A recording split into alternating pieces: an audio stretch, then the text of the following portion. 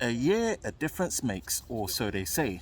In this case, does a year difference make a difference to the camera performance? And this time it is between the Galaxy S21 versus the S22, both powered by the Exynos 2100 and 2200, and we're pretty much going to test the cameras to see how they perform in daylight and low light for pictures and videos. Hi, Ben from SamMobile. If you enjoy videos like this, then be sure to like, subscribe and turn on the notifications so you don't miss any future videos. Here is our camera comparison between the Galaxy S22 and the S21.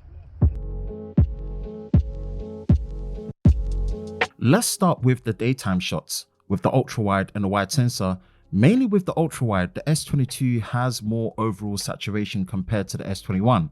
Things balance out to be almost the same when it comes to the wide sensor. Things take a massive change when switching to the 3x, 10x and 30x zoom, as the S21's white balance is much more on the cooler side compared to the S22. The overall zoom performance is more detailed on the S22.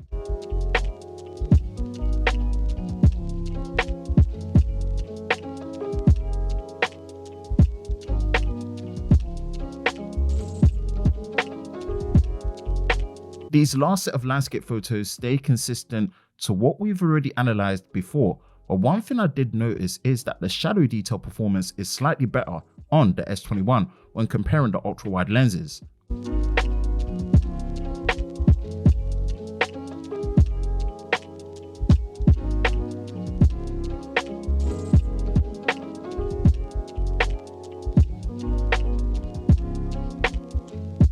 Moving over to the selfie photos, they are very much on par with slightly more accurate skin tones on the S22, but the S21 holds up very well. Same can be said for the portrait mode on the selfie, where both are equally as good in this situation. These last set of daylight photos with the rear camera on myself, things take a slight change with the S21 producing what looks like a more saturated image on both the ultra-wide and the wide sensor. Both hold up really well when it comes to portrait mode, with slightly better performance on the S22, which manages to blur gap areas much better. A quick word from my channel affiliate partner NordVPN. As our preferred VPN of choice, NordVPN gives you a secure connection while keeping a fast speed and also access to content in different regions on popular services like Netflix. Use our unique link for your NordVPN plan and our coupon code SamMobile, backed with a risk-free 30-day money-back guarantee. Moving over to the nighttime photos, the S22 from the ultra-wide and the main sensor tends to produce a more detailed image at the cost of slightly more noise compared to the S21, which at first glance looks clean, but looking further, you can tell the noise reduction is quite heavy, causing a softer look. Things also then balance out much better when moving to the wide sensor.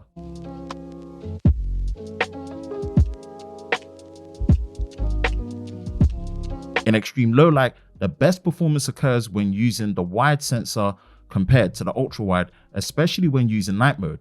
Night mode performance overall is better on the S22, especially on the ultra wide compared to the S21.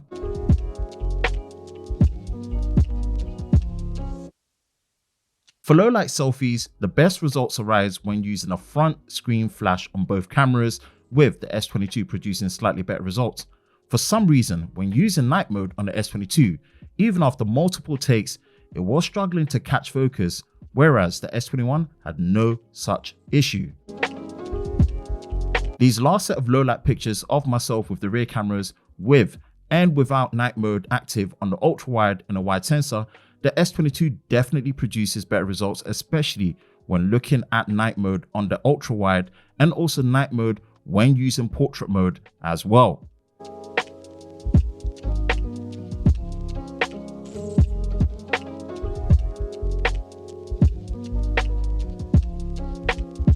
Summarizing the video performance with the selfie, both phones are pretty much producing the same results and shooting all the same video resolution, frame rate, and special modes like video portrait, but there are slight differences.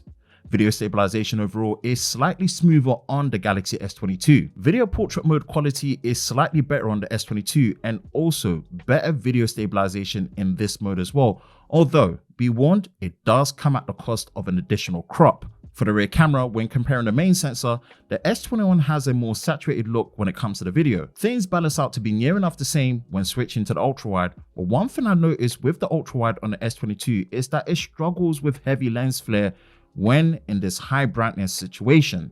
Zoom performance overall is better on the S22 as it does have a genuine 3x optical zoom compared to the wide sensor hybrid zoom being used on the S21. Another limitation you will find with the S21 is that 4K 60 frames per second is limited to the main sensor and ultra wide for the rear cameras, whereas the S22 can shoot 4K 60 on all three camera lenses at the back. Although a niche feature, both can shoot 8K 24 frames per second video, but you do get a wider field of view on the S22 when shooting in 8K. Both the S22 and S21 still give you the flexibility to switch to the selfie camera from the rear when shooting in 4K and 1080p, especially when you're in 1080p 30 as well as 4K 30 frames a second.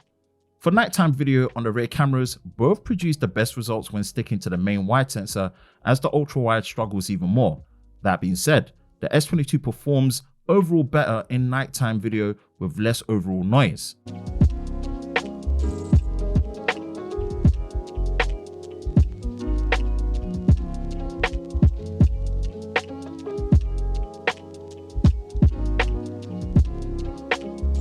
Microphone audio performance is solid on both, but to my ears, the S22 has a slight edge over the S21 in this audio section. Listen for yourself and let us know what you think. Now we're starting on a front-facing camera in 4K UHD 60 frames per second, just testing out the image quality, stabilization, and also dynamic range. Quick run.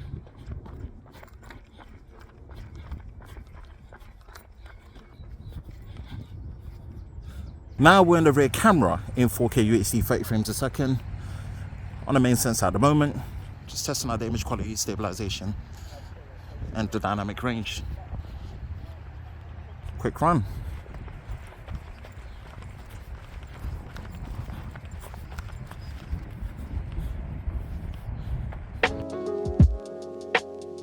That is it with this camera comparison with the Galaxy S22 versus the S21, both powered by the Exynos 2200 and Exynos 2100 respectively.